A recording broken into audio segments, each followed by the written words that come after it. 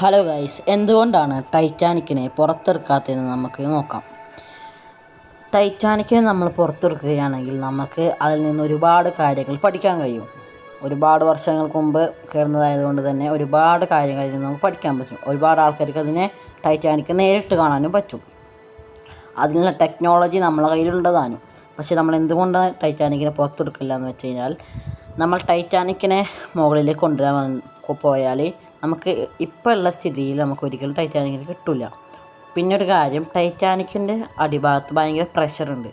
അപ്പോൾ ഈ പ്രഷർ കാരണം തന്നെ ടൈറ്റാനിക് നമ്മൾ എടുക്കുമ്പോൾ എന്ത് ചെയ്യും, ആ ടൈറ്റാനിക് പൊട്ടിപ്പോകാനുള്ള സാധ്യത കൂടുതലാണ്. ഇതേപോലത്തെ ഒരുപാട് ഇൻഫോർമേഷൻ വീഡിയോസ് വേണ്ടി നമ്മുടെ ചാനൽ ഇപ്പോൾ തന്നെ സബ്സ്ക്രൈബ് ചെയ്യുക. നമ്മുടെ ചാനൽ ഇതുപോലെ ഒരുപാട് ഇൻഫോർമേഷൻ വീഡിയോസ് നമ്മൾ ആദ്യമായിട്ടുള്ളതാണ്. അതുകൊണ്ട് തന്നെ ഇപ്പോൾ തന്നെ സബ്സ്ക്രൈബ് ചെയ്യുക. ഈ വീഡിയോ ലൈക്ക് ചെയ്ത് വെക്കുക, നിങ്ങളുടെ ഫ്രണ്ട്സിന് ഷെയർ ചെയ്യുക.